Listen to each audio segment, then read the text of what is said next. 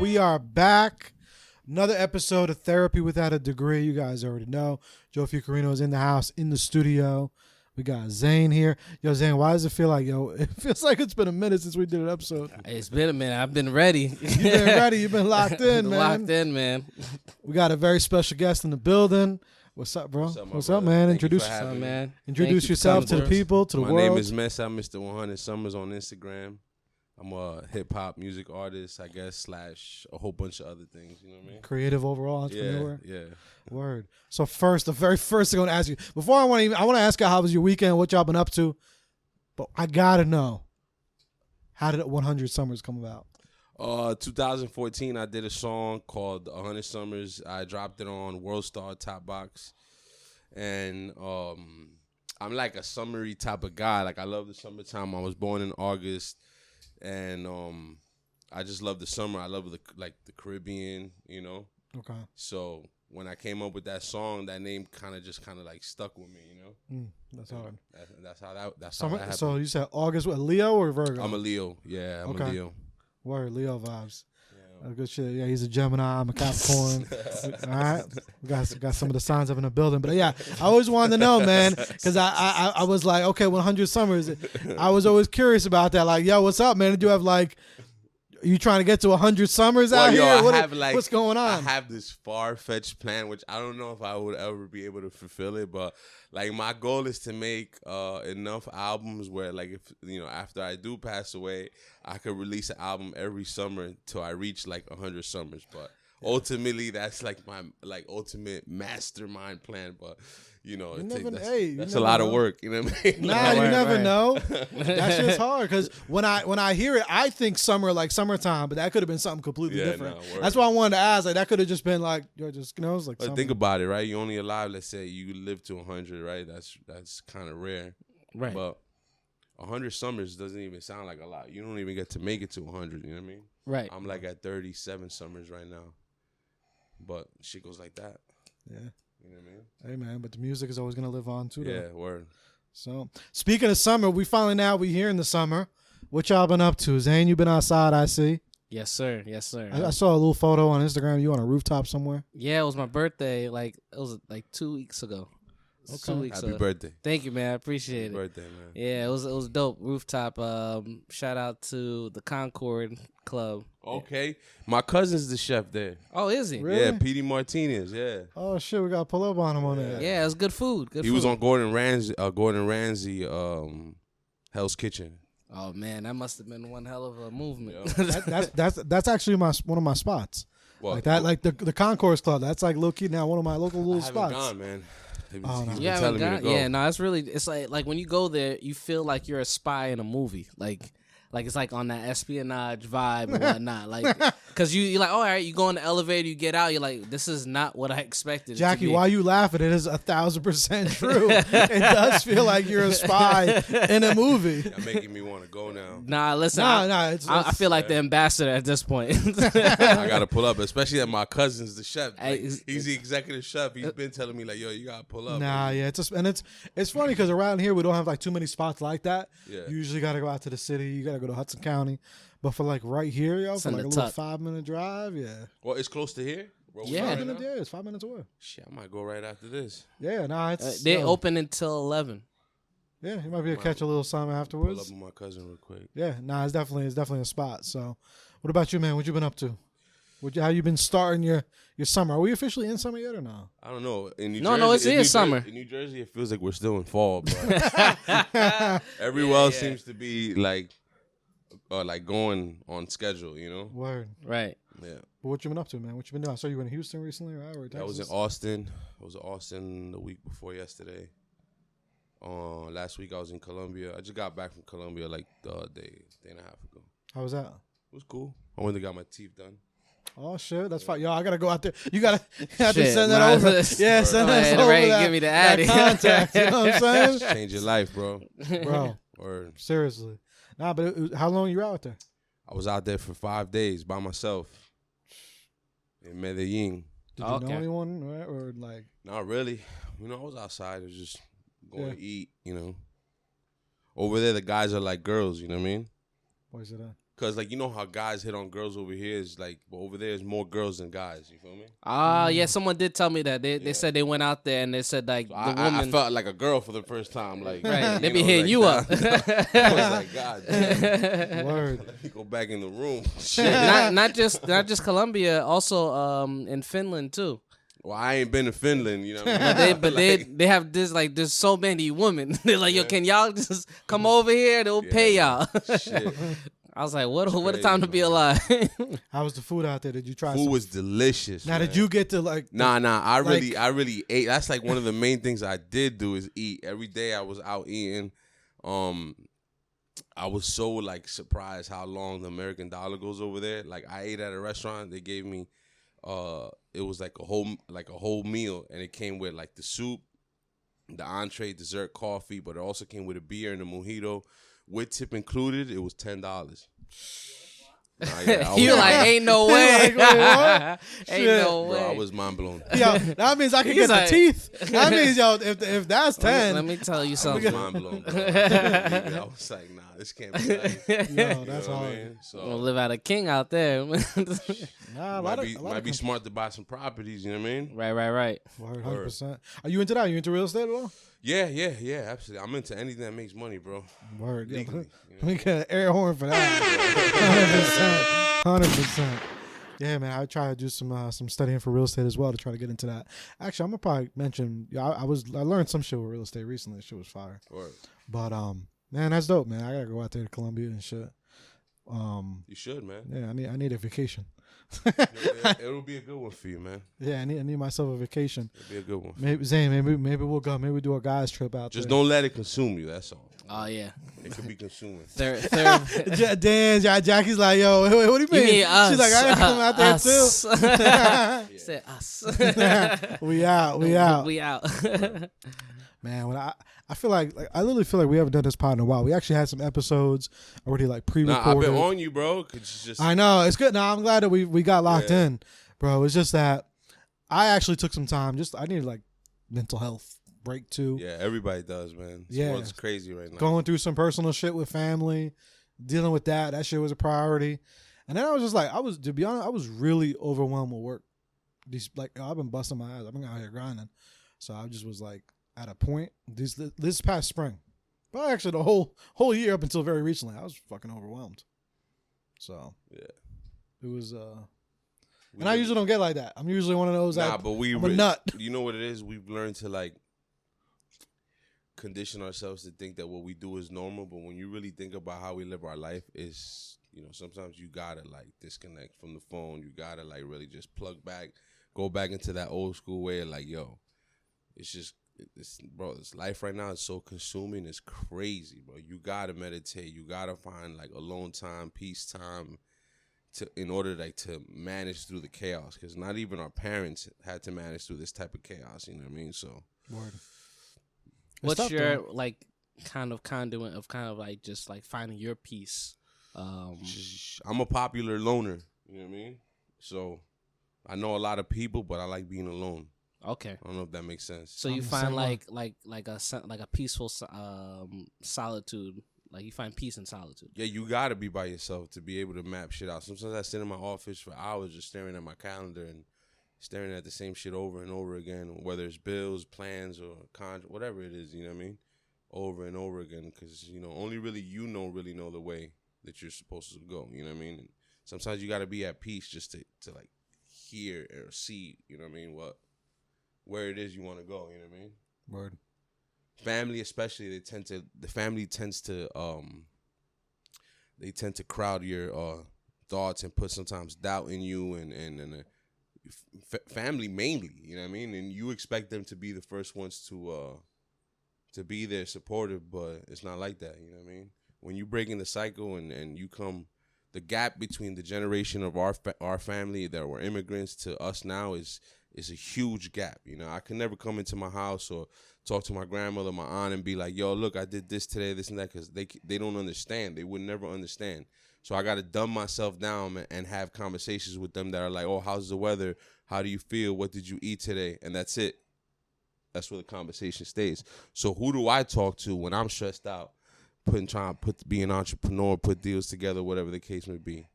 Yeah. You know, I can't talk to them. They could talk to me all day, you know what I mean? So like it's just crazy, you know? That's why as you keep changing your circle, it gets hard sometimes because knowing that, and as your circle changes, you're like, damn, okay, wow, these are a lot of newer people. They're great for me. But at the same time, it ain't the family, because the family is just not, like you said. Yeah, so I kind of learned to like accept everyone in my family for who they are and don't expect anything out of them as far as like support or anything, just because I understand that they don't understand that far ahead. You know what I mean? You know, so when did you feel like you kind of came to terms with it? Because I feel like a lot of people have a hard time with that. As you get older, you know, you don't want to waste your time arguing with nobody, bro. You know what I mean? Like, you ain't got time to be arguing with nobody, bro. Like, the other day I heard some shit. I mean, a couple months ago I heard some shit. Somebody I knew supposed to be said something about me. Boom, boom. I ain't have a conversation with the dude until like 3 days ago. And he's like, yo, why don't you come to me right away? I'm like, bro, you think I got time? Or you think I want to sit down and have this conversation with you? Yeah. I'm like, I'm talking today because I got a 4-hour drive to West Virginia. Yeah, I got time today. I got time. Like, you know, you don't want to, you know, you just be like, yo, I just want to do what I want to do and be at peace. You know what I mean? Word. Yeah. Bro, I totally agree with that. We just deflect that energy. I texted someone about that a little while ago. I was like, yo, like, we just deflect all that shit, deflect all those vibes. But it's tough being like an entrepreneur. Because every entrepreneur I talk to, every person even just has a side hustle, every single one tells me the same thing. No support from the family, no support from the people they love or the friends that were there for a long time. You know, every single person. Like at first I thought it was okay, maybe, you know, here and there, you catching it, but it's almost every single person. You rarely ever hear that. Nah, bro, it's lonely at the top. That's a real thing. You know what I mean? Yeah. You ever had good news and you want to share with somebody? You share it with them, and you're excited, and then you share it with them, and they're like, or they'll give you like, they'll make a comment that's like, bro, I wasn't even thinking about that. I showed my card to my mans the other day. It's my mans, I love him. But first thing he told me was, oh, you know, this car has electrical problems. Bro, my car is brand new. I'm not even thinking about it. Bro, that shit is crazy because it's feel me? Right, like, you understand what I'm saying? Like, I never thought about if this car has electrical problems or not. And who the fuck, like, at the end of the day, it's like, how is that the first thing you know what I mean? that you go to? So, it's just human nature, man. Not everybody got that. Not everybody got that cloth in them that, like, when somebody's doing good, it motivates them or makes them happy. You know what I mean? I think sometimes, though, too, and I don't know, maybe Zane, if you see this as well, I think that sometimes, though, it's, as you're right on that one point, I think it's also, a lot of those people have known you forever. Not you, like, particularly, like us. And they've seen the things that we haven't done, or we said we were going to do, and we didn't do, or they just, because they feel like they've known you forever, they feel like that. But it's crazy because even me being like one person, like, yo, there's a Royce the 5'9" quote that I fucking live by. He's like, yo, until the day that I'm done and dead, I'll be known for more shit being done than said. And I'm a firm believer of that too. I don't like to talk about a lot of shit. If I talk about it, I try to do it. But even though me, sometimes I gotta sit there and remember, yo, there's shit that you said, maybe not a lot, but the shit you said, you did, you were gonna do, and you ain't do. And those people know that, see that, or whatever. So unfortunately, maybe you got to go out there and fucking kill it until they even recognize it a little bit. Yeah. But it's still trash. You know? So I don't know, Zane. I know you had a couple things that you wanted to go over today as well too. I got some stuff that I had on the board. Hold on, I gotta go through the archive. I forgot what it was again. I had something, right? So I don't know how y'all feel about weed and shit, but I saw this one quote that said, "Stop going to your child's school event smelling like weed." Yeah, I get that about that a lot, but it's just like I'm like, yo, it's legal now, man. Especially in You gotta Jersey. stop being frowned, like, you know. I'm so glad weed is not frowned upon anymore, you know. Yeah, but I do I used to think get pulled out of cars for that shit. Like cops used to pull me out of the car, like throw me on the sidewalk, like all this extra shit. Like, yo, bro, I'm a good citizen. Like, you know what I mean? Like, I'm not out here fucking robbing people, doing crazy shit. So Right. yeah, I'm glad that it's like, you know, they relaxed on the weed already. You know what I mean? It was time. yeah, shit was wild. They were treating people crazy disrespectful for that shit. Nah, for real. I got something. So one of the topics is how can you love someone and claim you respect them, yet you do things that disrespect them?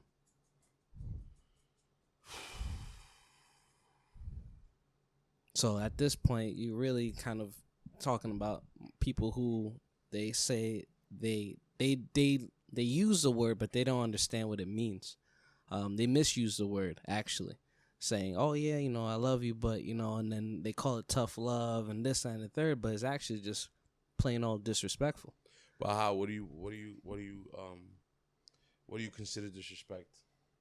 Well, disrespect is really subjective to the person, but like if you were to generalize respect, essentially, we're looking for people to support, not to always be a yes man, but essentially to just really think about what was said and give a constructive criticism, opposed to just saying no, that's wrong, or don't do that.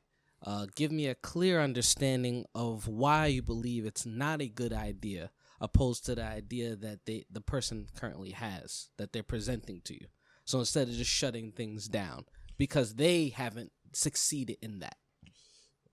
I feel like it's just, you know, it just boils down to like a lack of education when it comes to people knowing how to maneuver through emotions, or even being like supportive with somebody else's emotions. You know, but there's so many people that are uneducated, bro. Like when it comes to like, you know, our parents never went to therapy. No. Yeah, You know what I mean? I've sat down with a psychologist therapy. You know what I mean? Like, and I really got to really like go back and see that I had habits that were built into me that I was just kind of like, that I indoctrinated on some young, like just without even knowing, you know? So I know 80% of America hasn't sat down with a psychologist to see what's wrong with them, because everybody got trauma or some type of trauma, you know what I mean? So all them people that, you know, they don't know how to answer people, you know? They don't know how to give you they just don't know how to respect. You can't expect somebody to know how to respect if they were never taught how to respect, you know what I mean? Right. You know what I mean? So then it's also like the same thing with love, like the love of our friends, right? And it's just like how if they don't know what that is, then a lot of people are just kind of just guessing, you know? They're just guessing. Or they might think it's supportive, but it's actually disrespectful, you know? But you know, like, look, your family loves you, right? They be the first ones that be the most unsupportive people in your life. And they love you. Right. That's the thing. Me? They love you, but it's like, is that love? You know what I'm saying? Like it might come from a good place intent, but it's like, what we perceive as love is very commercial. I feel like love is happiness, bro. Like, you know, like when you love being around somebody, you love like just, you know, and then there's never like everything's just peaceful, calm. It's like that first stage when you start dating a girl, where it's like that stage of that's really love and happiness before shit gets crazy and arguments come. Like that's love, bro. Love is just pure, bro. It's just pure happiness, bro. Right. That what you feel when you happy, that's love. You know what I mean?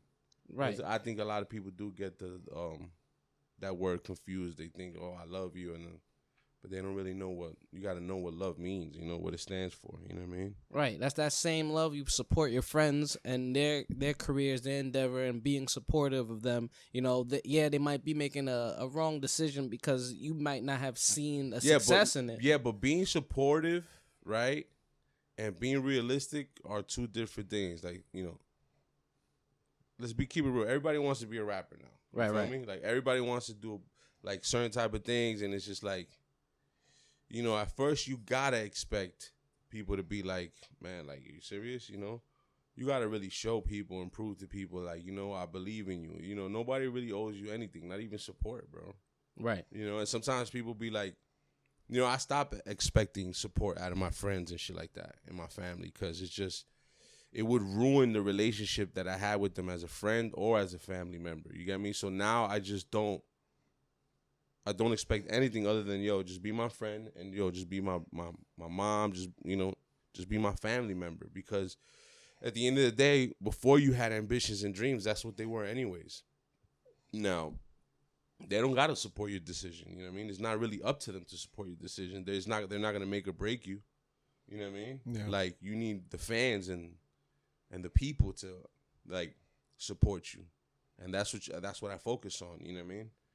I stop focusing, and just like taking a weight off your shoulders, bro. Because to spending time just like, damn, these people don't support me, it's just a waste of time, bro. You could be focusing on like a marketing plan or a marketing scheme to like, yo, how am I gonna capture this audience? You know what I mean?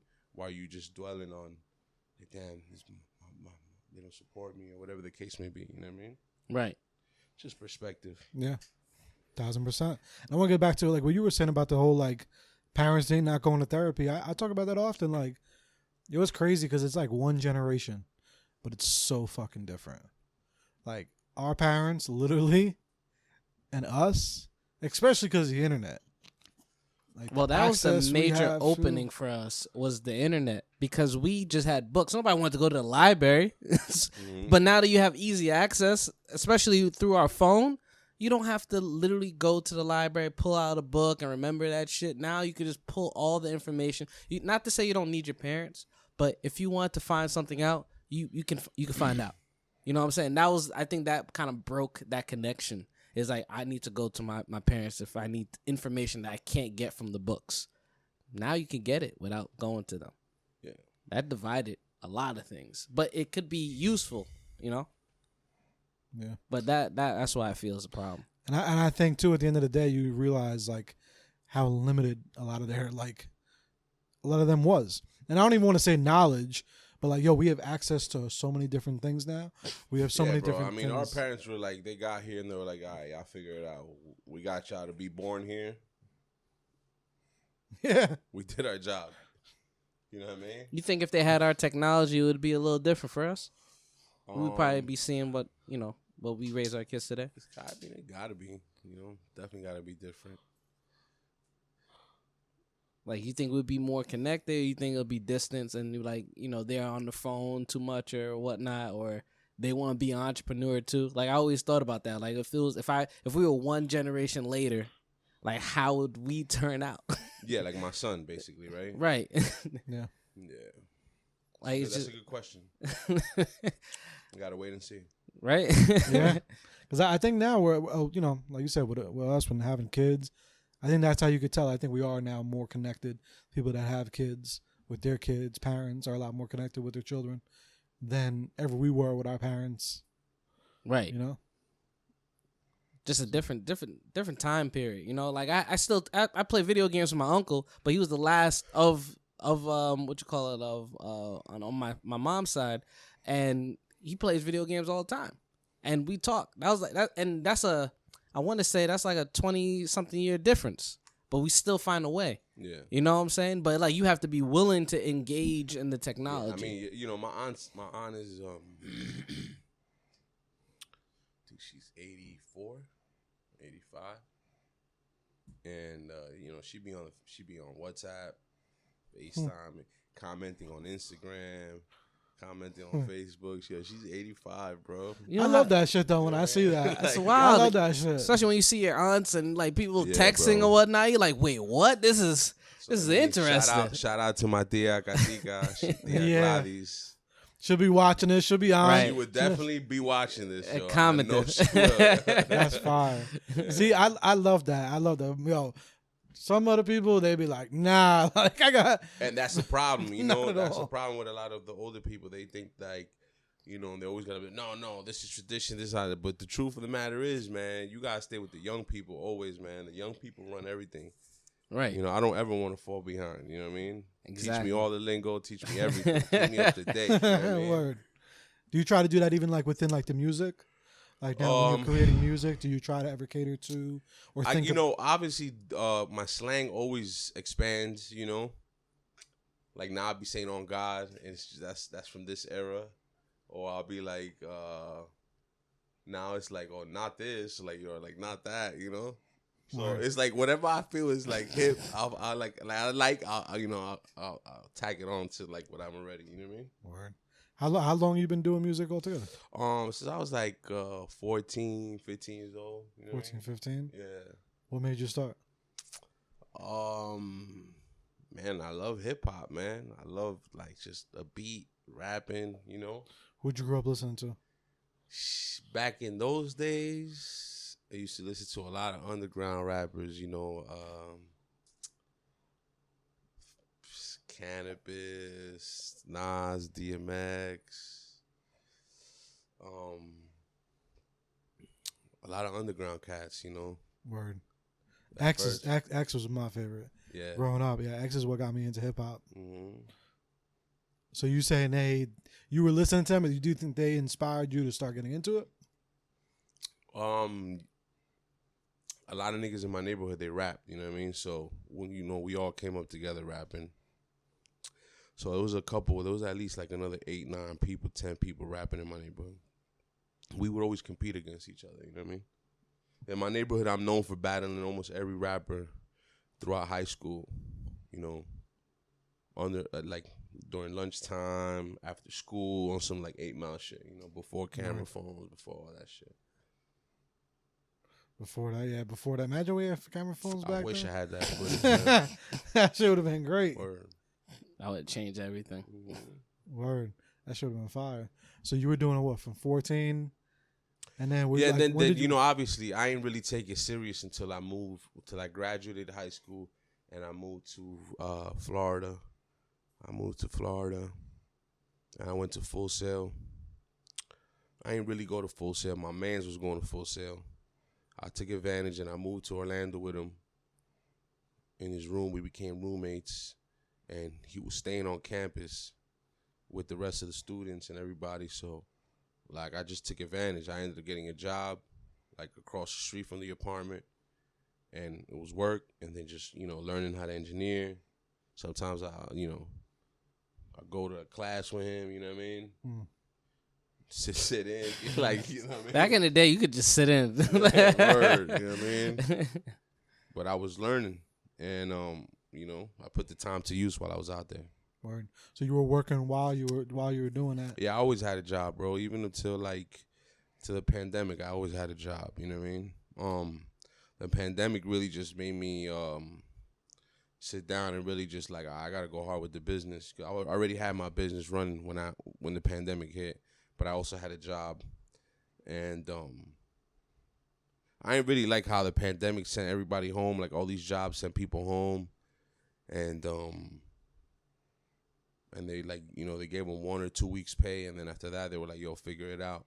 Word. So I was just like, man, bro, if I gotta figure it out now, like why do I even gotta go back to these niggas and work? You know what I mean? Like I might as well just figure it out myself right now. You know what I mean?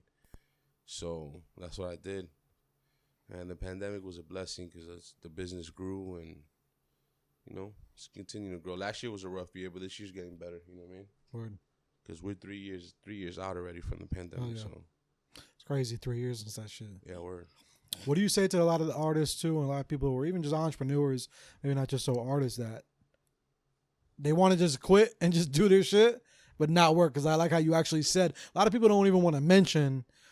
They be like, "Nah, I'm rapping forever, just rap." 14. So you don't like, have a 9 to 5. You know what I mean? Rap. Like a lot of people don't keep it real like that. I mean, it's unrealistic to think that you're just gonna start a rap career with no money and expect like that mindset is so far fetched, and it's like you have a better chance of winning the lottery than to think that you're just gonna start rapping and out of nowhere, you're just gonna blow up. That's not how it works. Even the people that do blow up, there's a story behind how they blew up. You know what I mean? Yeah. So if you gotta get a job, don't be ashamed, because at the end of the month, when it's time to pay your bills or feed your family, all them people you worry about impressing, they ain't worried about whether your son ain't, whether you paid your rent, whether you got the lights on at the house. You know, and you gotta embrace that. You gotta embrace that part of the journey. That part of the journey is beautiful. That part of the journey where you come from the bottom and you gotta work hard, you know, while other people are selling drugs or taking the easy way out to make money, and you really putting in that work, hard work, day in, day out. That part is beautiful, bro. That's the part that's the most beautiful part, because once you make it to the end, it's like it's over. You know what I mean? That's it. What's after the end? You know what I mean? Shit, keep me working for as long as possible, bro, because I know whatever work I got to put in is cool. I'm cool with it. As long as I'm healthy and alive and I get to go out there and put in work, shit, I'm blessed. I'll take that any day. Word. You know what I mean? People don't understand it's just an investment too. Whatever, no matter whatever business, you rapping, you podcasting, whatever you're doing, photography, film, like it's just an investment. Like people don't understand. Like you was talking about marketing. A lot of people don't even think about all these things, the outfits, all the shit that you gotta buy. To so many moving parts to it. I tell everybody at the end of the day, I would rap even if they didn't pay me to do it. I love to do it. So pick whatever it is you love to do and do that. You know what I mean? Whether they pay you or not, it will never matter to you. You know, if there's days that you go without getting paid off of it because you love to do it. Yeah. And the days you do get paid off of it, it feels so good. You know what I mean? You got paid for a talent. Yeah, exactly. You know what I mean? What other music besides hip hop? Do you like any other music besides hip hop, or is it just hip hop? For my new album, I'm actually gonna lock in with Justin Love this week, and for my new album, I'm gonna work on some like some type of Afro beats, type of like Thames, Burna Boy type of style. Switch it up, because I do a lot of hip hop music, but I don't know. I've been traveling a lot, and I see how much people like to dance. So I'm like, yo, I need to make some shit that people could dance just to. Have fun too, right? Yeah. Word. Yeah. And I'm excited to see what you and Justin do, because Justin's real dope. I know him. Yeah, that's my guy. Yeah, he's real dope, super talented. Yeah. So I can see y'all putting something together. It'll be fun. Yeah, we're gonna put something together. We got the beat already, so I'm excited. So that's what's I'm up. let Justin do what he do, and then I come in and do what I do. That should be hard. So get some more dance vibes. Yeah. I want to have some fun, man. Seeing the club and be like, man, these girls, they want to dance. You know what I mean? Word. Yeah. I grew up on hip hop, but I'm an R&B head. I love R&B, man. Yeah, R&B. I love R&B. R&B, old school R&B, soulful R&B, all that shit. For a lot of the hip hop, right? So if anyone that doesn't know your music now, how would you explain? Is it more like more fun music? Is it more lyrical? Is it more introspective? What would you say it is? If you could explain. I feel like there's there's different versions of me. Like Mr. Hunter Summers is definitely like my type of summery music is like West Coast music. Like even though I'm an East Coast cat, but I'm like a lot like my music, my beats sound like a lot of West Coast beats, and but then I got East Coast beats that are just straight like raw hip hop, you know what I mean, and stuff like that. So it depends, you could definitely listen to my music like driving, smoking, chilling, or a lot of people listen to my music in the gym because it motivates them, because I'm talking about like, the struggle and coming up and being like, having perseverance towards your goals and shit like that. So, I mean, The Rock listens to my music, bro. So I was never expecting that. That shit was hard. I definitely know he was working out in the gym. Like, you know what I mean? Listening to my shit. But, the day he just posted me, I want to say like 3 weeks ago. Yeah. And, it was coming out of his $150,000 pickup truck and going into his private jet. And I was like, damn, that's crazy. That's how I made him feel. You know what I mean? Like, he could have picked a million songs, yo. He picked mine.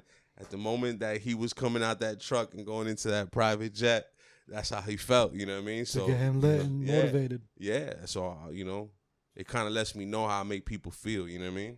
Word. So. What motivates you? What motivates me? They say you got to know your past to know where you're going.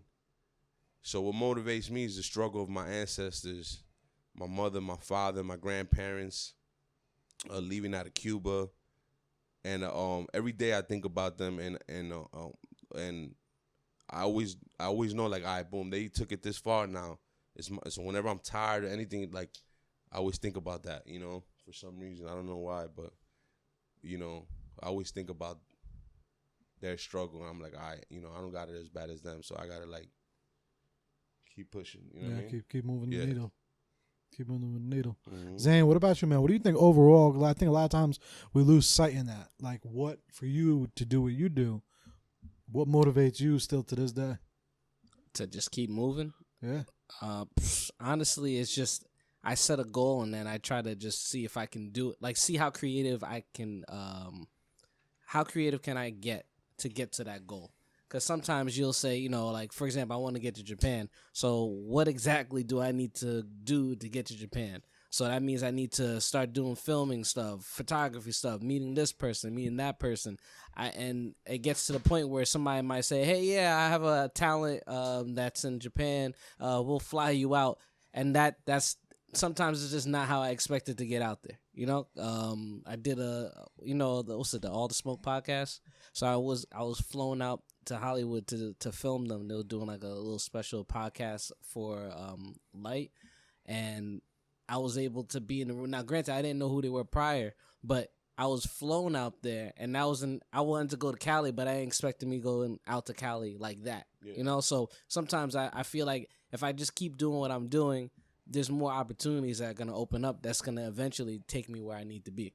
Well, you know, it's bigger than that. It's bigger than you doing what you're doing, you know? Right. Like, you understand, we're alchemists, especially when you're a creator. When you think of something in your head and you kind of paint the vision in your head, you're almost already bringing it to life. You may not be quite sure how it's going to come to life. It may not come to life exactly how you painted it, but you're already attracting that energy towards you. So if you're constantly thinking about that, constantly thinking about Japan, California, whatever, them thoughts, they just going out into the universe, and you're drawing that shit to you. And then obviously the work that you put in towards it is going to help you get there faster. You know? Oh, absolutely. And I've been seeing it for years. That's why I just haven't stopped, because it's like when I started 2014, I was like, every time I did something, it just led me even to further places and whatnot. And I'm saying to myself, like, if what would I have done if I just stopped or just didn't do it at all? I never wanted to. My mantra was, I never want to live my life thinking, what if? I just do it and see where it takes me from there. Yeah, man. Yo, listen, I look at my parents, man. I be like, my mom, she don't fly. She don't do nothing, man. My mom's been in Jersey for God knows how long. And I'm like, damn, bro, like, that's crazy. You know, how can you live a life like that? You don't drive, you don't fly, you don't experience nothing. It's like you lived, but you really ain't live. You know what I mean? Like, that's crazy to me. Even though life is scary, bro. You know, like, don't get me wrong. I get to travel. I've been traveling like crazy this year alone, but, you know, I be having I suffer from like a lot of anxiety, you know, because I leave my son and he's 5 years old now, but I be like, damn, I'm leaving. Like, is something going to happen to me? Because, you know, leaving your house and coming back is like the biggest blessing that people take for granted, you know? Right. I seen a lot of people that I hugged 1 minute and then the next minute they're gone, you know what I mean? So I think I guess I'm traumatized, but it wasn't until recently, till like last week. I've been away from my house for like 2 weeks, and I asked my son like 2 days ago, I'm like, yo, did you miss me? And he's like, nah. He's like, nah, I know you're working. And I realized that nigga don't even care. You feel me? I'm like, yo, all he cares about is iPad, his home, and he got a village taking care of him already. But I realized, you know what? It made me feel better. You know what I mean? Because I'm like, all right, you know. At least I know he's not suffering. You don't want your kids to suffer, you know what I mean? So I be thinking like, damn, I'm gone.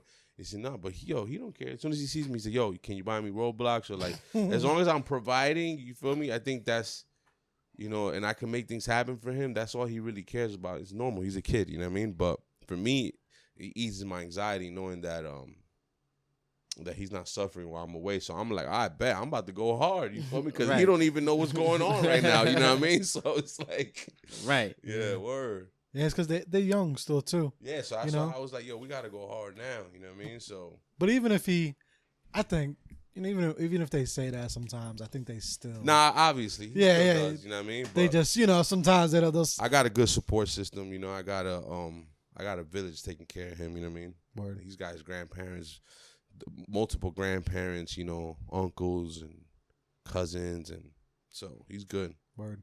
And right now you out here hustling, so soon y'all be able to spend even more time together. Well, I've been around, man. Like since he's been born. He was born. I know this is gonna sound crazy, but I took 6 weeks maternity leave.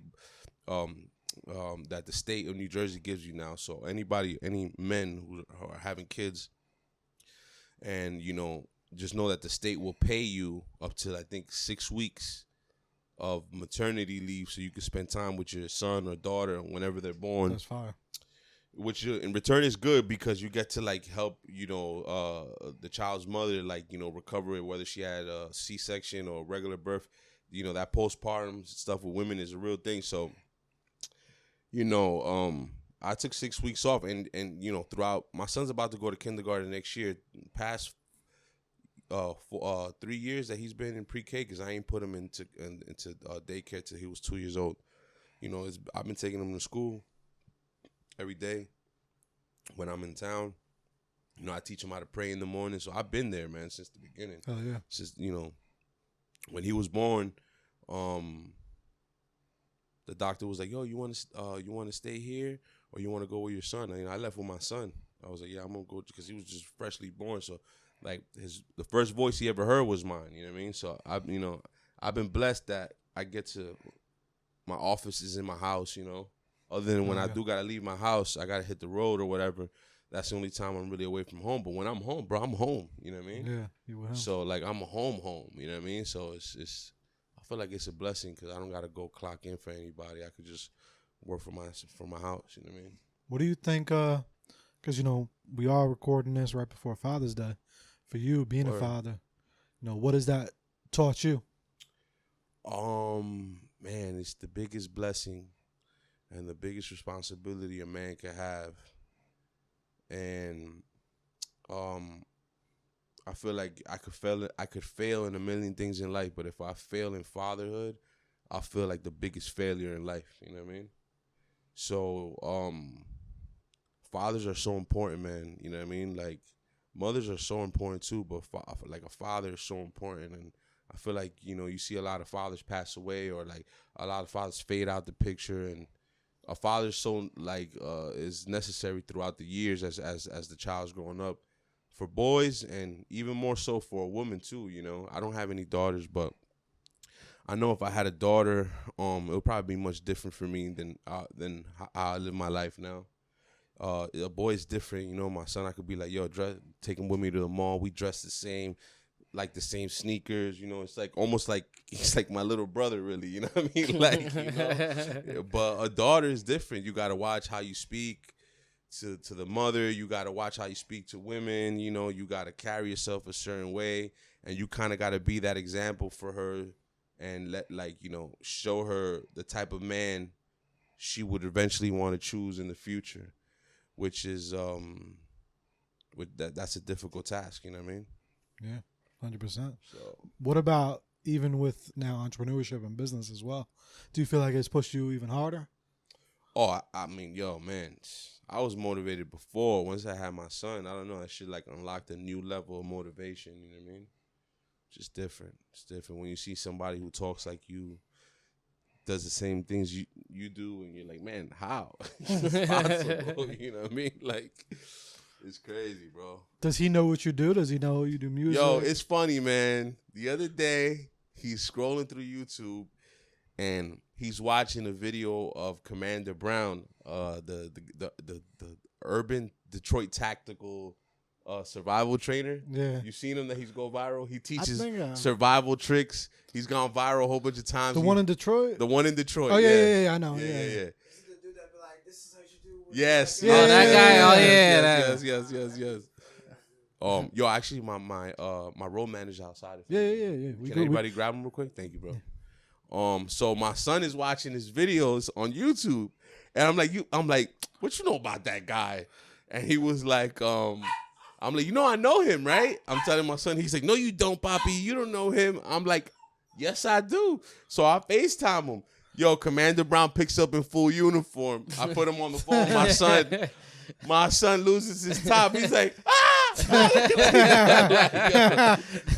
That's yo. fire. So I guess that's that. He don't know, but he don't really be knowing. But it's like, how can I say it?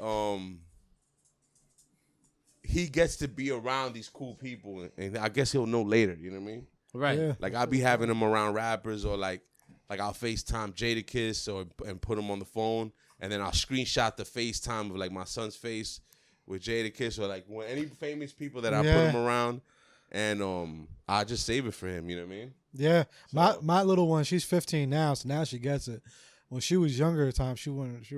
Even up until recently, she kind of gets it sometimes, and she'd be like, "Oh, okay, wow." But when she was younger, who? I don't give a fuck. Like, but that's fine that he realized it. No, that was a cool moment, yo. And thank God that Commander Brown picked up, because look, I just FaceTime him right now, and he'll pick up. But he picked up when I was with my son. Yeah, and I was right. like, that was cool, because he picked up. I think I got the screenshot, full uniform with the eyebrow up and everything. I was just dying. Yo. That's fire. You got the gloves on too?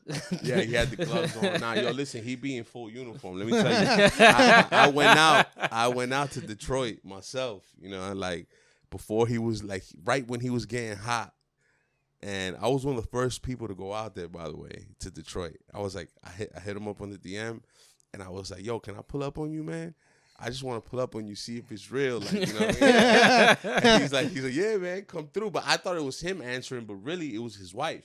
Okay, yeah. So the whole time it was his wife talking to me, and I remember pulling up to his office in Detroit, and I knock on the door. He opens the door, full uniform, like just ready. That man's like Detroit. Oh, look, that's him right here. Hold on. Yo, we talking about you, and I'm in a podcast right now, and we talking about you. And I'm talking about how my son was watching you on YouTube, and I FaceTimed you the other day, and my son went crazy, and you made his son's life. Yeah, yo. he was asking me like if my son knows what I do, and I was explaining to him the situation with you the other day. But say out to my people over here while I'm at this podcast. What up, man? Love your stuff. Keep it up, man. Yes, man. My other Likewise. guy right here. how's it going, man? Nice And to let me meet get you in the camera real quick. Hold on. Yeah, they got it. Exactly. Let them know. Detroit Urban Tactics. Go follow him. All right. Go follow, support. Got you, my brother. Love, man. You already know. All right, brother. All right. If you don't know about it, follow him. Go check him out. Yeah, that's my guy. Fire. And let me tell you something. I know people be saying like his shit look flimsy, but he really like, he really put me down, like just off of just some. Oh nah, Like he put me down, bro. Like I was like, yo, like he put me down. he be doing it with a finger. Yeah, no, it's crazy. Bro, he's man. been doing that for He's years, been man. he's been doing it for years. He's been doing Yeah, it so for years. you pick up some things. No one knows, but Steven Seagal used to be a bodyguard for like some bad people back in the day, and they would not mess with Steven. Like people always be joking in the movies, like, oh yeah, he's old. My man still got it, bro. You don't mess with Steve. I've seen a meme, right? That it was like Steven Seagal in movies, but it wasn't really Steven Seagal. It's just like some dude, just doing some crazy moves. And the dude was doing absolutely nothing. It was like Steven Seagal in movies, and the dude was like, and the dudes was just flying, like he was doing nothing, and the dudes was like, shit, Just go. Yo, but that's what this dude be doing. He just go like that, boom, and he was just on the floor. He put me down on some shit that he did like that, like the wrist lock, and then the his wrist. wife. Shout out to his wife, man. I love her. She's cool peoples, man. His wife, like, she be mad at the comments of people like, bashing her husband. So like I remember when I got there, she was like he had me like in a wrist lock, And she was like, nah, go harder. Make them feel the pain so they know it's real. I'm like, nah, it's real. Like she be tight. She be wanting him to go ham. Like she's like, do the cobra clutch lock. And I'm like, what? Like, God damn. It's always a woman behind some real shit. Always. Bro, women drive us to do everything, man. Everything. Never get it twisted about that. Bro, listen. No pun. I keep myself maintained in life just because, like, it's in life, bro, women are the most inspirational thing a man can have is a woman, bro. Oh, yeah. I don't want to hear any guy say, like, I'm inspired by this. No, bro. That's the Niggas drive. get fresh for women. They go buy clothes for women. You know, they get haircuts for women. They get money because they make want songs. Like, even like the top songs you hear are like niggas singing their heart out to a woman. Like, I love you. Like, for real. And beyond that, one of the most powerful things in the universe is love. Mm-hmm. And the love they have for a woman. Mm-hmm. So that's hard, man. Did he teach you stuff? Nah, let me tell you something. He did. He teach me how to disarm somebody with a gun. That's perfect. So, God forbid I never need to use it, but Right. I know how to disarm somebody. So yeah, you watching this? Don't even try. All right, you want to go see him. Listen. I know how to disarm somebody. Nah, and I that's did it hard. a couple times. I could actually, if you got the gun in your hand and you're pointing at me and I try to disarm you, I might even break your finger if you don't take off. if your fingers is in the trigger and when I go to disarm you, I could actually break your finger. You know what I mean? Like it's because you gotta do it quick. There's no room for it. Just like let. It's just the way that you do when you do it. It's just so quick, right? And then you don't even notice that your hands don't. You got no control once the person does the move on you. It just comes. It like you know what I mean? Yeah, that makes sense. That's hard. That's hard though. Word. Gotta go out there to Detroit. Oh, it's a quick flight from here. It's a quick Word. flight. My I uncle think it's lives like in an hour and Detroit. some change. It is a little depressing. I'm not gonna lie. There's a lot of abandoned buildings, dark and gloomy, and I'm just like, man, I could see how Eminem was depressed out here. Word. Some odd shit. But that's dope, man. So like, because I knew, I was like, bro, being a father, the way you've been hustling lately, because you've been really putting in work these last couple of years. But I'm like, yo, it makes sense. Your son's 5. Mm-hmm. You said that shit be having you fired up. Yeah, bro. Yeah, man. And shit, I'm just gonna keep going, man. You know what I mean? Shout out to everyone that's watching this, all the fathers out there. Like I said, it's dropping a little bit after Father's Day. So happy Father's Day to all the fathers out there. Yes, sir. It's crazy because it don't even get talked about a lot. Like Mother's Day, you be knowing about like weeks ahead, weeks early. Yo, the stores I haven't seen one Father's Day thing in the store. I didn't see no promo, not even on Instagram. It's you know, let me tell you something. It's when you really think about it. It's sad. It really is sad when you think about how much, like how men get the short end of the stick. Because, you know, if you look around everywhere, right, you know, men built everything. You look at buildings, skyscrapers, bridges, cars, engines, stoves, everything around you. Look at everything around you. It was all built by a man. So before this was all built, right, men built it. Now we built it, and now it's just like men ain't shit. You know, I'm all for women, feminine power and women power. I'm all for equal rights for women and all that. But what I'm not for is the disrespect of men and what we've done to get y'all here, because we got y'all here. The nice house that you like to live in was built by a man who had a family, kids, you know, who took time to come and work and do that, you know what I mean? And just like we can't give birth, you know, there's women that can't do what men do, the hard labor that we do. It's a fact that, you know, men could endure this type of hard labor, you know what I mean? So, you know, all I care about is just like, you know, don't say we ain't shit, because there are men that really ain't shit. You know, but there's really some good men out there who take mental beatings from their family, the significant others, and still put in the work and do what's right, even though what's being done to them is wrong. You know what I mean? And that's honorable, you know, that's commendable, and it's just, you know, it's just kind of the world we live in now, you know. There's such a gap now with women, like, oh, you know, like, the girls rapping now, you know, there's more girl rappers now than there are guys, and I love it. The girls are way more popping than the guys, you know what I mean? Obviously, it's even better to look at, you know what I mean? But I don't want the message that they're putting out to get misconstrued to the little girls coming up to think like that's cool, because at the end of the day, it's just a phase. Everybody gets older, and you don't ever want to be older and alone because you thought you was too cool to respect a man or treat a man, you know, how he's supposed to be treated. That's really it, you know what I mean? That's one thing Zane be talking about all the time, right? Zane be having. Listen. That's not today. Look, let's keep it real, right? I would die for my family. You feel me? Like, men will jump in front of a bullet for their family, literally die for them. They will work crazy amount of hours, go out there, do crazy shit to come back home and make sure that, you know, they provide and they do what they got to do. You know what I mean? And that's constant pressure, like day in and day out. You know what I mean? Yeah. And yo, you know, to come home and then be like, oh, you know,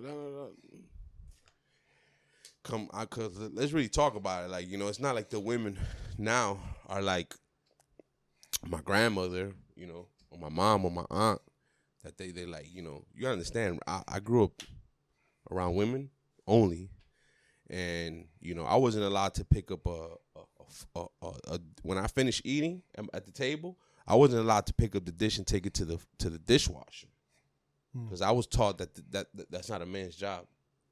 Obviously, it's not how I am now. It's ignorant to say back then. Yeah, you get me? But what I'm trying to say is that the women that I watched growing up kept the house spotless. Food was always on the stove. Clothes were always clean. You feel me? Yeah. It's just how I grew up. So it's like I have a certain standard already. You know what I mean? And it's nothing against anybody, but it's like, what good is a girl if all she offers is sex? But yet, you know, the house is dirty. She don't know how to cook. Yeah. You know what I mean? Don't know how to do certain things. You know what I mean? So it's like, you really think about it, yo, us men, we don't really need women anymore. You know what I mean? There's nothing against women, but it's just like, yo, bro, I know how to cook, clean, do grocery shopping, laundry, you know, stay on top of my son. Like, I know how to do it. There's nothing anybody can do for me that I don't already do. I do everything. And I don't just cook. I cook. Like, I learned from my grandmother. I learned from my aunt. Like, I cook for my entire family. Like, ask my guys over there. They come to my house. You know, we have cookouts. Like, I cook 5, 7, you know, I love cooking. But that's just because how I was brought up. You know what I mean? So yeah, that shit is so rare now. It's so rare to find a woman that can cook. Like, it's crazy. It is mad rare. Then they be looking at us like, you gotta take us out. I'm not your mom, blah, blah, blah. But yo, don't get mad at me because I was raised like a prince. You feel me? Like, don't get mad at me because I was like, I walked in the door, the food was like, you're here, boom, piping hot. Here, boom, sit down, eat, like, you know? Yeah. So it's just, I don't know, man. You know, it's tough. Shit. Dynamics change, y'all. Yeah, man. Literally a few hours ago, me and one of my best friends were on the phone just talking about that.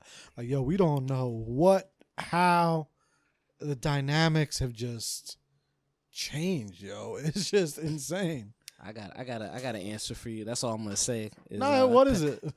Passport bros is a real thing. Don't get caught up with the passport bros, man. I'm just saying, man. I'm just saying that's a real thing. Passport bros is cool. Don't get me wrong. I see it. I know one of my mans is a passport bro. What the fuck is a passport bro? Just niggas that go to other countries where Joe, don't start. Where niggas that go to other countries where women just, you know, are less fortunate with opportunity, and just because you come from America and you got a little bit of money, it's not like they're going over there with a lot of money. They take advantage of that situation, you know. But really, you know. Like, I guess. Wait, take advantage or just wait? Should I get myself in trouble today? Man. Wait, what do you mean take advantage of the situation? A lot of these girls in these countries, they just, you know, they looking for a way out. You know what I mean? So. Yep. I mean, if that's how you want to get your girl, man, by all means, I ain't stopping you, bro. Me personally, I don't feel. I was just in Colombia, bro. Like I told you, bro. I try to get back to the hotel room as fast as possible. Word, get right back, just in case, because they be trying. Yeah, and people was hitting me like, "You're weird, bro. You should be out there having fun." I'm like, "Really?" Nah, I'm focused. Focused. I'm gonna stay my ass right here. That's all I'm gonna say. But it is a whole different dynamic, man. And a lot of men too. At the end of the day, too, like everything you were saying, men don't really talk about a lot of shit that they having going on. You know how they be doing all that shit, like you said, working, going through things, all that. But men don't talk about none of that shit. Yeah, you know what I mean. They don't go to therapy. They don't go check their mental health. That's why they explode. If you look at the statistics, the suicide yeah, men, the rate of high, men is high. High, very high. Because, since you're young as a boy, you teach, boys don't cry, stop crying. You go through shit, especially in the Spanish culture. Spanish culture is notorious for we've been together for 40 years and we thugged it out. Nah, bro, y'all toxic. You feel me? Word, yeah. Like, y'all just decided to be toxic your whole life. That's not healthy. I'm sorry. You feel me? Sweeping shit under the rug and just a horror one night and then the next day waking up acting like nothing happened. Like, that's super traumatizing, Yep. Just and it's crazy, bro. But hopefully, like we were saying earlier, now we're a little more educated, and we are. Things. Yeah. Our parents' generation on the other side, they're educated, but with the whole like mental health and all that, nah. A lot of them are very, very old school. Very old school. I wonder what it was though. I wonder why no one ever realized we should just. I'm not gonna lie. I even though they kind of gave a little opening. My mom, she's from Haiti, so she was on the strict side, but she came here when she was 7. But she told me that I could do anything that I want to do, as long as you're smart about it. If it makes money, it makes sense or whatnot. But just make sure you know what you want to do. But you could do anything if you put your mind to it. Now, when I went to school, I was thinking I could literally do anything, and then she was, sometimes she'd be on the fence, but she wasn't very hardcore saying, nah, you're not going to do this. You're going to be a doctor. You're going to do this. You're going to do a lawyer, whatever it is. She kind of left it open. My grandparents, not the same. Not the same. You're doing exactly what I told you you're going to be doing. That's it. You're going to be a nurse, doctor. That's what you're going to do. Yeah, which is you don't ever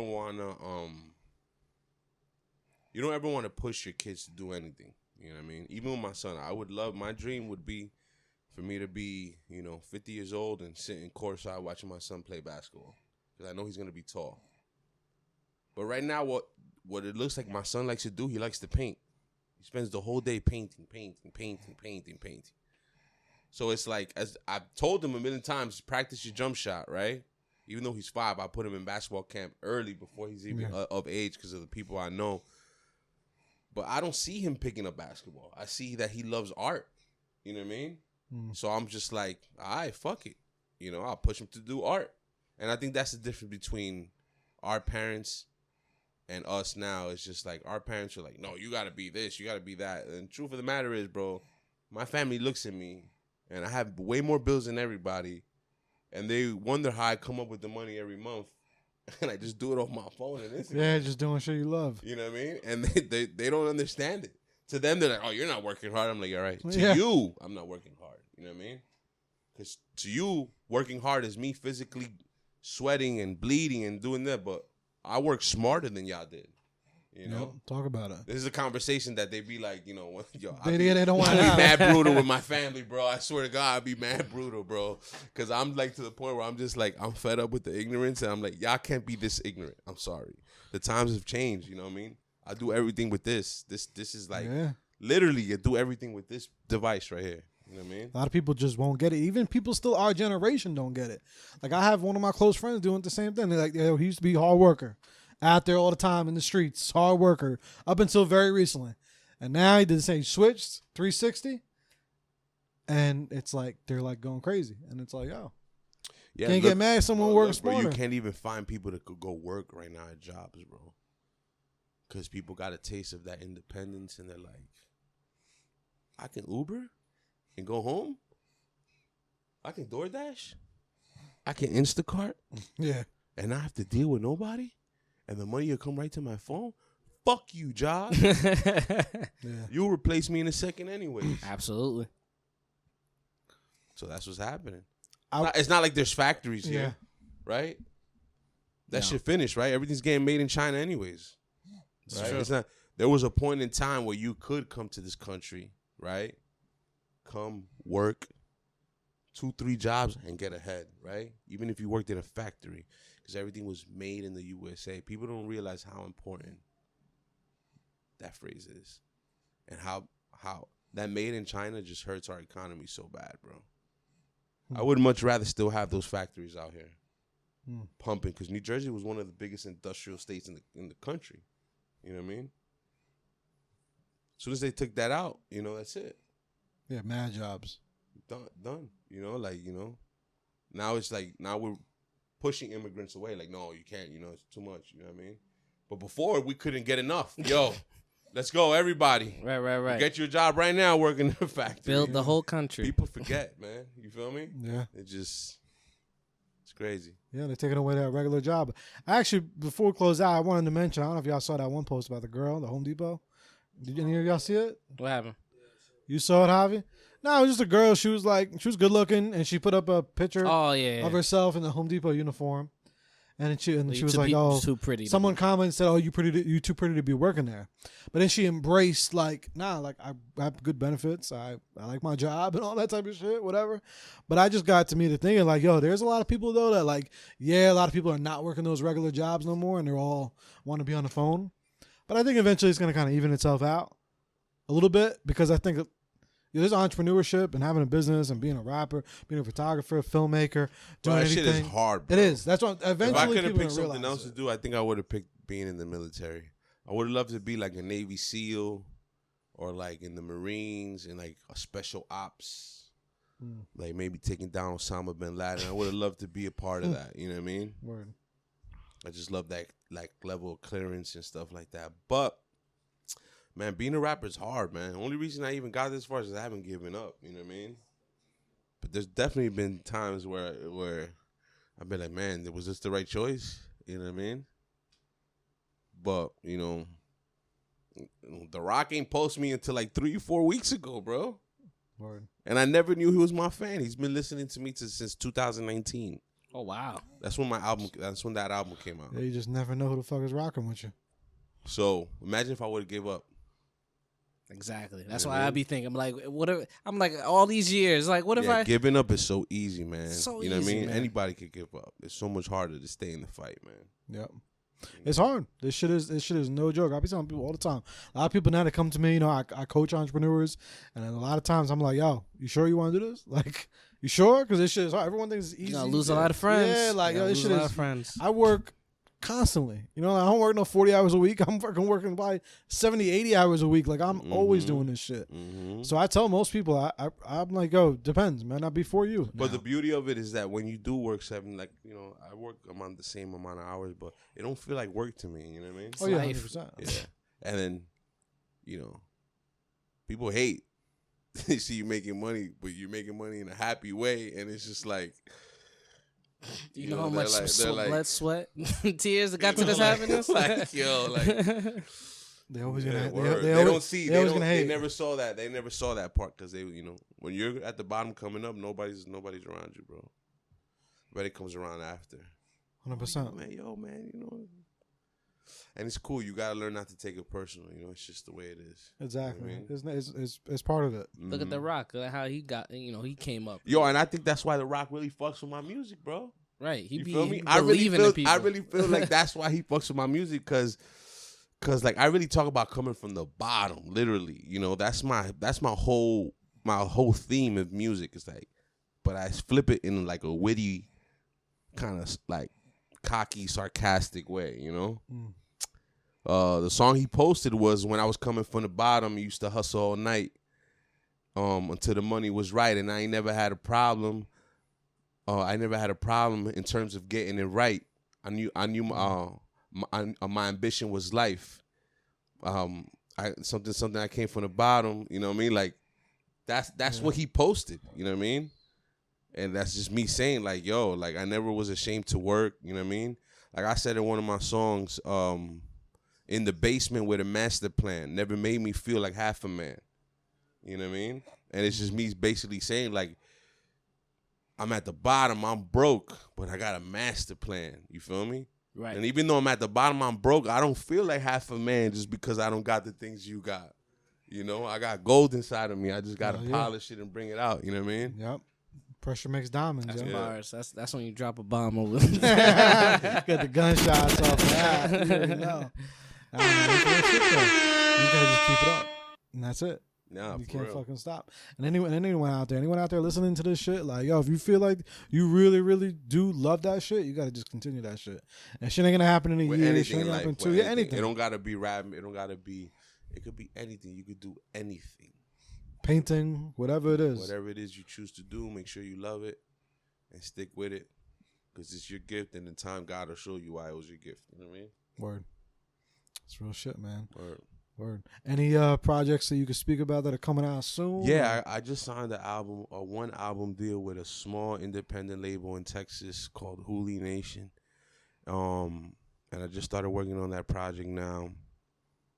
I got a lot of names on it already: Jacquay, Jadakiss, Vado, Justin Love, Spencer Elmer from the UK. I got a lot. Remy Boy Monte from 1738. China Mac. You know, a lot of people. Word. I got a lot of people on this album, which is cool because it's the first album that I can get people to come and really just fuck with me without having to go crazy on the marketing budget or nothing. They genuinely want to come and They wanna on the rock with album. you, Yeah, word. you know what I mean? So And that's when you know it's real. When I just started on this done. album now, so I got that. Obviously, I got the single with Rick Ross that came out, Run It Up.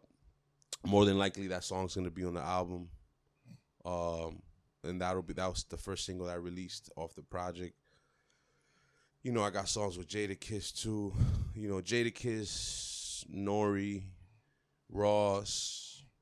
Word. Shout out to all them. My guy Adam over at Hardin, the dispensary. These guys are all like my mentors. You know, these are all guys I look up to. I like to be around, like to learn from. You know. Yeah. So Shout out for that. That's all we got. All we can do in this shit is just keep learning. yeah, no, Like being yeah, around good people. Yeah, man. You know, I want to be around millionaires, man, because I want to be a millionaire. So, Yep. you know, I don't got, you know, if I got to put in work, whatever, go to the store, you know, I don't got no ego, no pride. Bro. Yeah, whatever you got to Put do. me on the game, you know what I mean? I'm ready to work. You know Hell what I mean? yeah, I'll be on the same time. You know, you got to do what you got to do. Word. You gotta put in the work to get Mhm. places. A lot of people are afraid of that work, boy. A lot of people. Don't be afraid to get them hands dirty. Yep. While we working smart, still gotta get those hands dirty in certain ways. Mm-hmm. All right. But yo, man, thank you for coming on, bro. This was Thank you for dope, having me. man. Appreciate it, man. This Thank was you for good having shit, me. man. All right. You got any shows? You perform at all? Yeah, or? I got a show next week in Paris. It's gonna be my first time in Paris. I'm excited about Hey. that. That's awesome, man. Yeah, man, sold out, 400 to 500 people. Me and Vado, we going out there, and that's my next show. And, you know, I got a show this Saturday in Pennsylvania. I've been doing New Hampshire, Boston, Connecticut, kind of the outskirts of the tri-state this year. But I'm definitely excited about Paris. So Bro, that shit lit, man. That's Congrats, gonna be man. That's amazing. fire. thank you, bro. Make sure you see the Louvre. A ticket still? Can people still get tickets for that? Yeah, Or no, if they yeah, have to- yeah. okay. Shit. If you want to go to Paris, June 21st, for the Festival de Musica in Paris, France, it's gonna be in front of Sonny's Paris. You know, they shut the block down, and I'm excited word. about that. I got a Good 45-minute set, so if you're out Word. there, That's gonna be you get to see me That's perform for fire. 45 Amazing. minutes. Check it out. I'm you gonna know? go crazy. If y'all out there, if you're out there in Paris, you're around the area, go pull Word. up. You know, you never know. Maybe you listen to this and be like, yo, you know what? I got a show to go to. Nah, Word. you never know. That man. should be fire. For real. But cool. Before we wrap this up, we usually just have everyone just, shout out to something that you think is dope, something you think is slept on. I don't know, Zane, you want to go first? You like? I gotta think about it. Word, It's been a minute. something you think is just slept on out here. It don't have to be like music or anything, just anything. Oh, really. I got one. A shout out to the new Spider-Man movie that came out, Spider-Verse. Word, I heard it's fire. That movie was amazing. The animation alone, I know is gonna win an award, guarantee. And it was just from beginning to end, I thought the story was amazing. So that's my shout out. I can't wait for the third one to come out. Nah, you definitely. You're Yeah. like the person that told me that. I'm dying to go see that too. I'm gonna probably see that once Jay gets here. Yo, Oh yeah, out. y'all We gonna out. have a good time. Yeah, she's gonna love that. She's gonna be here for the summer. So I told her, I was like, yo, we gotta definitely catch up on some movies, and we out. Yeah, shout out to, I want to give a shout out to the brands Hardin, Bel Air. Shout out to Hooli Nation, the company I just signed the deal with for the album. Shout out to So Raspy. Shout out to all my guys, my team. You know who you are. The guys that have been running with me. And I mean, that's it. You know what I mean? Word. Real shit. You know what I mean? Nothing else to it. Yeah, the squad helps keep everything moving. Yeah, man. I mean, shit, you can't do nothing by yourself, bro. You need a team. You know what I mean? This is true. 100%. You Yeah, need a team. we got the can't team. do We got nothing. the team in the building today. We got Javi. Got we an army behind me. At the same Got time, to. at the same time, it's like, when you're the leader, you gotta like show them like, yo, look, we're gonna win. You know what I mean? And I think I do that pretty well with my team. I show them that like, yo, because I'm crazy, bro. You know, like You gotta be crazy. I'd be like, yo, let's go here, let's go there, let's go to fucking Alaska to shoot on snowmobiles. Just be like, what? And I'm fortunate enough that they listen to me, and they blindly guide me. But I do guide them to the finish line. We all always win. I always insert everybody, like people who shoot my videos started shooting the videos for me, but now when we shot the Ross video, they're shooting the video for me and Ross. They're shooting the video for me and Kiss. All the big features I do, my shooters are involved, my engineers involved. I got my R&B singers. I put them on songs with the features. I try to try to involve, Everybody, the team, so we all win. We get the win and get the looks we need. So, Word. yeah, I feel that, man. Yo, and it's crazy because you said you're crazy, but you're not, because they always call you a crazy before they call you a genius. You know what I'm saying? What they say, every man. time they always call you crazy before they call you a genius. That's what they say, man. So, and just for anybody who's got a dream that they chasing, just know that nobody's really gonna support you in the beginning, and more than likely the people you start with are not the people that you're gonna finish the race with. And always have an open mind to the people you least expect to open doors for you are the ones that are gonna open the doors for you, and that's just how it goes. And just learn to accept that early on, and and learn to know that people are always gonna say shit, and you just gotta be confident within yourself and know within yourself what it is you're gonna do. Like I'll give you one example. I'm from West New York. I be in my neighborhood like to this day. I be there every day. I live in it. I've been there since like I was literally months old. So I'll wash my car, and I'll sometimes take my car to the gas station and I'll vacuum it myself because I'm so OCD with cleaning my car, or just me being clean in general. I'm like super OCD. So sometimes I'll take it to the car wash, and I don't like how they do the vacuum job. You know what I mean? I'm like, man, I'll fucking do this shit myself. yeah, they be doing trash. So it's good to show you. I want to show you how ignorant people are. You know what I mean? So I'm vacuuming my car. Boom, at the gas station. I get back in my car. You go in my car right now. I got like leather seat wipes, like Febreze. Like I'm that type of cat. You know what I mean?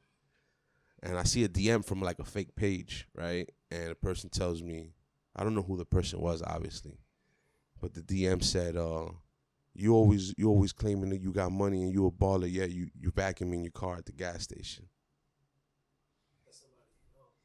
That's obviously somebody that knows me, that's seen me doing it, right? Because I'm in my neighborhood. So trash. Obviously, it don't bother me, right? But it goes to show you, right, how how ignorant and how far behind we are as a culture and as people to think that it's something wrong with me vacuuming my car. Yeah. You feel me? Well, really, that person don't know. I'm just OCD. I don't want to do it myself. You know what I mean? And also, what the fuck is wrong with you just doing it yourself? And at the end of the day, exactly, what is wrong with you vacuuming your car? You know what I mean? Like, someone always got something what to does say. making money have to do with you vacuuming your car? You know what I mean? So, like the people that the people that I know, like for example, I'll give you another example. Jadakiss. I learned so much from Kiss, and I learned how to be humble. I always thought maybe I was too good to work with people in my neighborhood, and I'll never forget this. You know, at the verses with Dipset and the Locks, I was there. You know what I mean? So I got to experience it firsthand. I was lucky enough to experience it firsthand, and it was on August 4th. My birthday's August 7th. When I got the feature from Kiss, this is before Versus. This is I couldn't have planned. Well, for the trajectory with Kiss, what happened, I couldn't have planned for that. That wasn't planned. That was just all organic. I really was playing for Culture when I wanted to do a song with him. It was always one of my dreams to do a song with Kiss. And once I really started to build with him, get to know him or whatever, it was cool to see his mindset and how he is, you know what I mean? And he did what he did in Versus, right? The moment was so legendary, I didn't know how legendary it was, because when you're in the moment, you don't realize you're making history, you know what I mean? So 3 days after, I got a show with Lloyd Banks in Long Island, and Kiss is going to be in Tampa with my man Chris Street. Shout out to Chris Streets. And Chris Streets hosts these type of events that are called Pass the Aux. Yeah. And it's basically like I want to say maybe like 20 independent artists or 30 independent artists. They come and they'll play like 2 or 3 songs for Kiss. And Kiss will sit there and literally listen to your music and give you feedback. You know what I mean? And I remember being at this event 3 days after Versus. Mind you, he is viral. Yeah, on fire. Like literally on fire. He's been in a while. You feel me? And we're in like a room about the size of this and that put together, right? Packed. It's so hot. I gotta take my shirt off. I'm in a tank top. Like, we sweating. It's just like, it's hot. There's no AC.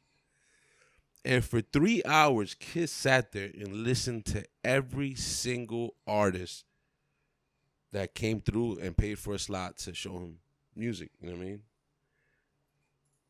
And I sat there and I'm like, and I had like an epiphany at that moment. I was like, yo, bro, who the fuck do I think I am? This nigga he don't gotta be here right now listening to these cats. You feel me? And I learned to never let nothing get to your head that day. You know what I mean? No matter how big you get, you always gotta stay grounded. You know what I mean? 100%. And like being around Kiss, that's one of the things I learned, to always be humble, you know, and just never let any moment really let it get to your head to the point that you think you're too good enough to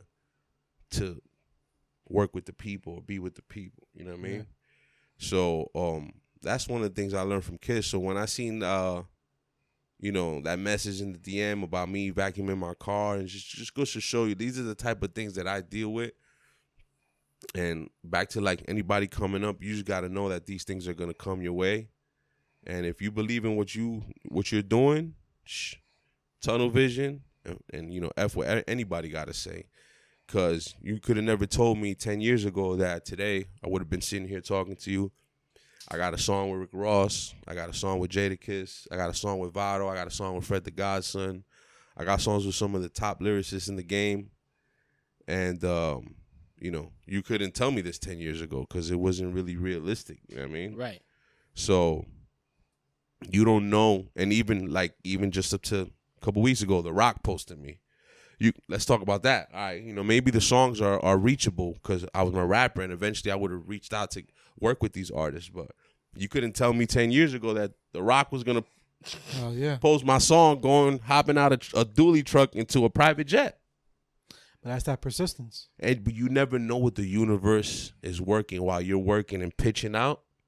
you don't know what the universe is gonna bring back to you, right? Because everything is energy. Everything. Whatever you I'm a say, firm whatever believer you in that do, you know what I mean? And I always tell people, in all that, you got to trust it. I always tell people all the time, like, yo, trust the process. Mm-hmm. Process is going to be annoying. Process is going to hurt. It's going to suck. It's going to be long sometimes. Just got to trust it. Perspective is everything. Perspective will change your life. That's a fact. That's a Like, fact. Perspective changed my life. Like, shit. People don't understand, man. You got to just, belief is everything. As long as you have that belief and as long as you're putting in work, you got to do a combination. Though. You can't just have belief and not do shit. And you can't just do shit and not have belief. No, you got to work. You got to have Even if it means you got to go get a job. Yeah, you know like what we I were mean? talking about before. You like, I had a job up to 3 years ago, bro. yep. You know, see me working for myself now. It took me a long time to get to where I'm at. And I invested a lot of money. I was never cheap with my career, too. That's another thing, too. I hate people who are cheap with the moves they got to make, you know? I never looked at me investing into a move that took all my money away from me. I never looked at it like I was broke because my value went up. Right. Sometimes I spent all I had on a feature, you know what I mean? But my value grew, and in time, I made that money back tenfold. You got me? Yeah. So you can't be cheap with it. If it's something you really want to do, you got to go all in, bro. You got to bet on yourself. People want to see you bet on yourself. You know what I mean? That's just how it goes. You know, I grew up in West New York, New Jersey. You know, out of 15 rappers, I'm the last one left. You know, everybody gave up. Everybody. You gotta keep it And up. I wouldn't say I'm the last one that started, but I was the last one that really started taking it serious. I always rapped, but everybody was kind of trying to, you know. So it's just like you can never give up, man. If it's something you really want to do, you can never give up. I hate people that give up. That shit, it irks me because it's like, or I hate people that come and feel like, oh, I want to be in your position. But bro, you gotta put in work. You didn't do the work. You know what I mean? Like there's no way that you can't skip. You know how they say you can't skip leg day? When it comes to your dreams and your career, there's no way that you can skip the work. You can try, but you're really just only cheating yourself. You know what I mean? People know, man. People know if you put in the work or not. Yeah. When you put in the work, people respect you more. You know what I mean? So I come from a neighborhood where there's a lot of hate in my neighborhood, you know what I mean?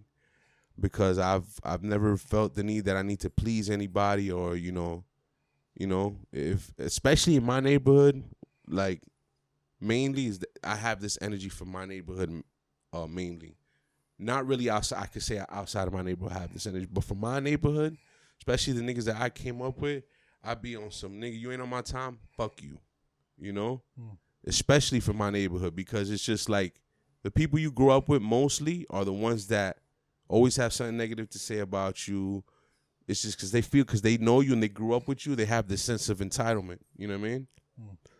And I stand on that. So it's just like for anybody that's watching this, that's chasing their dream, just know that all these things, they come with the territory.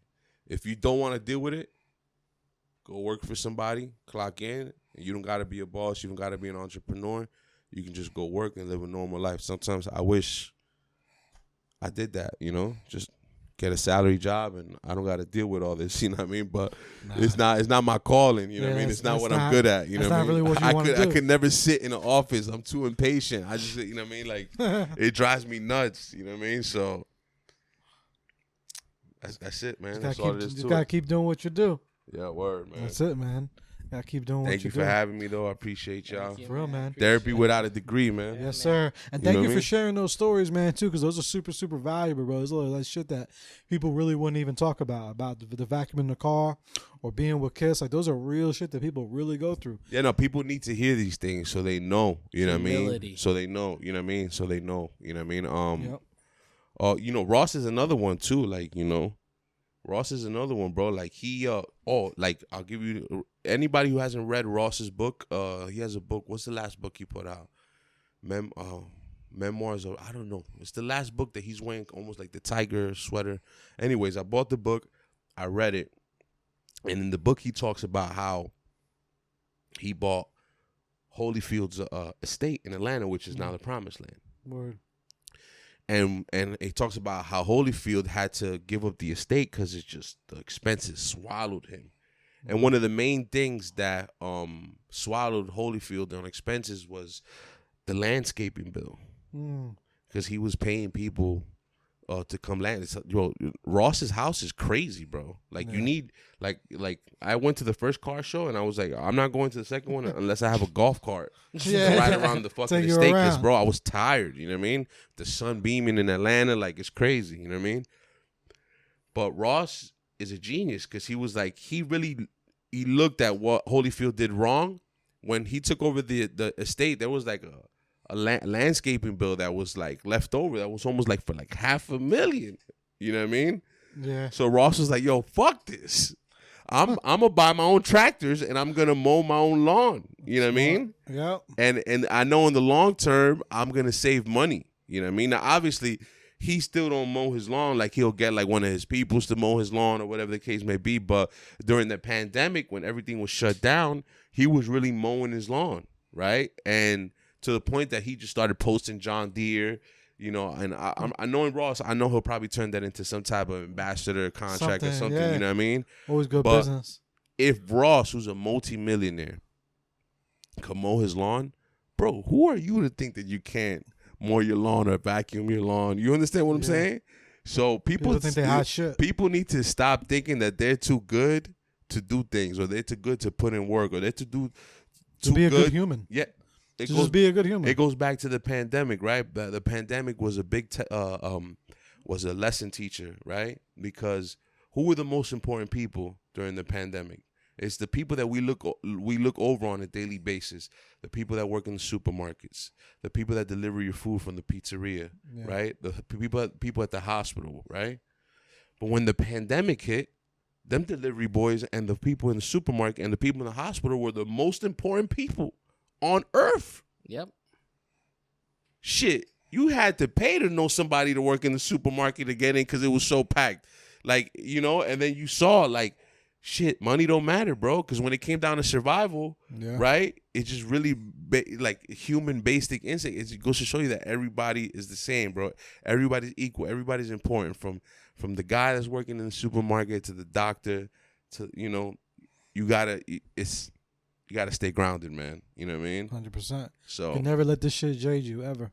Nah, yeah, and the pandemic was a big teacher. You know what I mean? I was so grateful for them people in the supermarkets and the delivery boys and shit. I want to do deliveries. The delivery people were killing. Yeah, they were making the bread They was with that extra little service it. fee. Yep.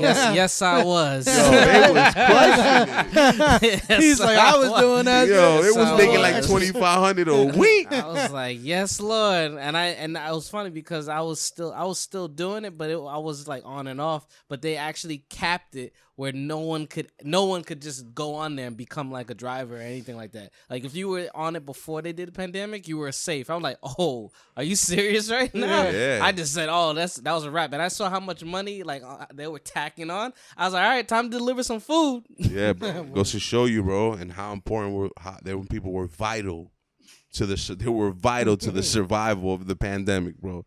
The supermarket, like, yo, I did food shopping for everybody. I was like the sacrifice goat. I would go out. I would spend like 4 or 5 hours in the supermarket, passing by my mom's house, passing by my grandmother's house, by my cousin's house. Yo, groceries in the front.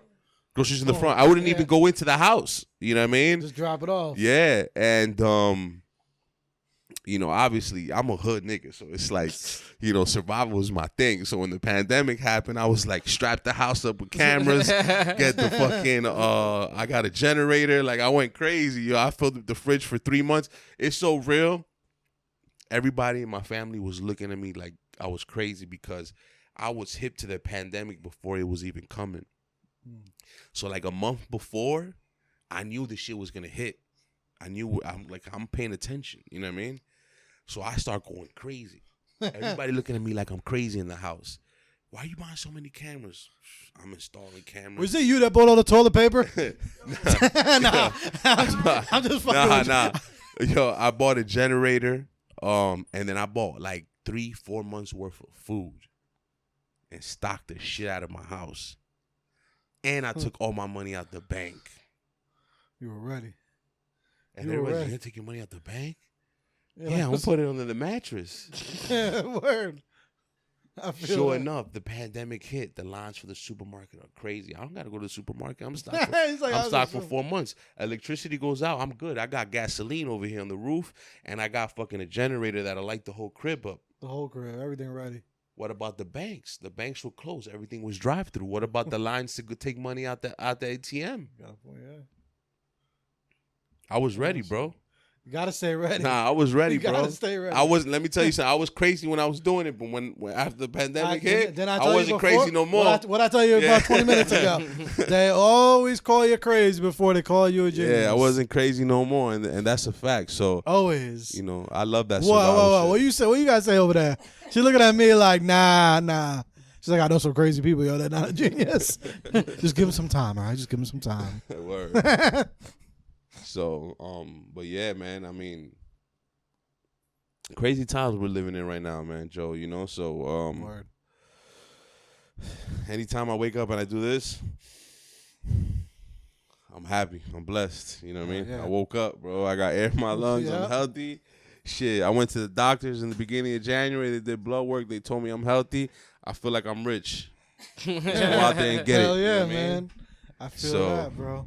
And that's funny you say before about Holyfield. You said Rick Ross bought Holyfield's Estate house? in Atlanta, yeah. It's funny because my man's, I was gonna shout him out with my guy Crispy. Shout out to Crispy with the clothing brand, and I was gonna mention about Killer Touch before as my man, and he was always mentioning the same thing about Kiss.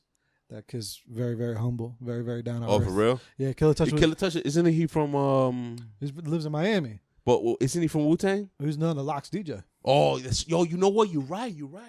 Yeah, so That is the Locks so DJ. Yes. yeah, it's one of my mans, and he Yeah. was telling us like not too long ago like how good of a person. Yo, This man, is- that's what I'm telling you. He made me humble myself, bro. I was gonna say, and it was funny how Killer just met Holyfield this weekend. Oh, really? Yeah, That's fire. Yeah, down in that's Florida. fire. So it was just funny how. Yeah, nah. So that book, anybody who's trying to like be a businessman or entrepreneur should definitely read that Rick Ross book. I think it's Memoirs of a Hurricane, if I'm not mistaken. Please, if I'm wrong, just go look it up. It's the last book that he put out. But he talks about how Holyfield had a music studio in the estate. I forgot what the name of his label was, but he was like, man, why does Holyfield have a music label? Like, he's not a rapper. Like, his people's were, but that doesn't compliment him as a brand. You get me? Like, why didn't Holyfield have his own fitness brand? Why didn't he have his own protein shake? Why didn't he have his own like training program for boxing, or his own boxing gloves, or like, you know what I mean, maybe his own mouthpiece where like Ross really breaks it down. You feel me?